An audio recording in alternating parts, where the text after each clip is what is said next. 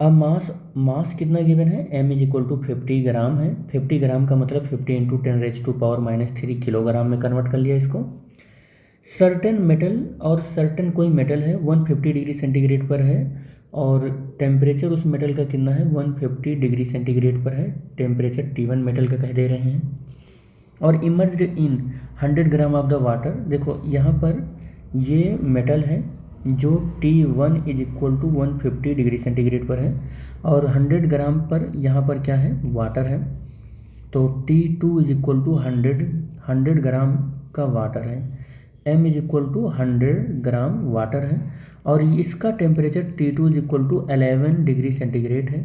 और फिर अगर इसका यही टेम्परेचर है तो बेसल का भी यही टेम्परेचर हो जाएगा, T2 डैश कर लेते हैं, और ये 11 डिग्री सेंटीग्रेड है। और जब इस मेटल की पीस को इसमें डाल देते हैं तो मेटल के पीस के साथ जब इसका फाइनल टेम्परेचर पहुंचता है, देखो जब इसको डालते हैं यहाँ पर बनाते हैं ये, अब पूरा जो फाइनल टेम्परेचर हो जाता है मेटल पीस डालने के बाद, फाइनल टेम्परेचर 20 डिग्री सेंटीग्रेड का हो जाता है। यानी कि इसका भी मतलब मेटल का और इस वाटर का और इस पॉट का तीनों का temperature final T is equal to कितना हो जाता है, वो 20 डिग्री सेंटीग्रेड हो जाता है। क्योंकि ये तो यहाँ पर है तो 150 डिग्री सेंटीग्रेड पर है, वाटर और कंटेनर यहाँ इस डिग्री सेंटीग्रेड पर है, 11 डिग्री सेंटीग्रेड पर है। कंटेनर के अंदर वाटर रखा हुआ है तो जो टेम्परेचर वाटर का है वही टेम्परेचर कंटेनर का होगा। और जब तीनों को मतलब वाटर में, जो कंटेनर में वाटर है उसी में ये मेटल पीस भी डाल दिया तो तीनों का टेम्परेचर 20 डिग्री सेंटीग्रेड आ गया। तो कह रहा है calculate the specific heat of the metal. इस मेटल की स्पेसिफिक हीट आपको कैलकुलेट करना है, मेटल की स्पेसिफिक हीट कैलकुलेट करना है। Assume that the specific heat of the water की जो स्पेसिफिक हीट है वो कितना लेना है, वाटर की स्पेसिफिक हीट आपको C is equal to 4.2 joule upon gram kelvin लेना है। ठीक है। अच्छा एक बात और बता दें आपको, अब इसकी ज़रूरत भी नहीं है। और दूसरी चीज़, मेटल के बारे में कोई बात, यहाँ इस कंटेनर के बारे में कोई बात ही नहीं कर रहा है, तो कंटेनर हमारा फिर क्या होगा, हीट ना तो एब्जॉर्ब करेगा और ना हम कंटेनर की हीट को कुछ देखेंगे।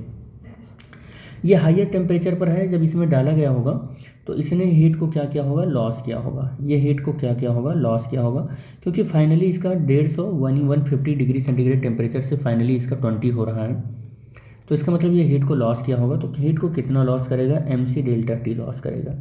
तो heat loss equal to M, इसका मास कितना है, इसका मास मेटल का पीस का मास कितना है 50 ग्राम है, और C इसकी मेटल की हमको कैलकुलेट करनी है, C हमको कैलकुलेट करनी है। और डेल T इसका कितना है, 150 से 20 हो रहा है तो ये 130 आ जाएगा। 150 से 20 होगा, यानी ऐसे लिख दो 150 माइनस 20, ये हो जाएगा।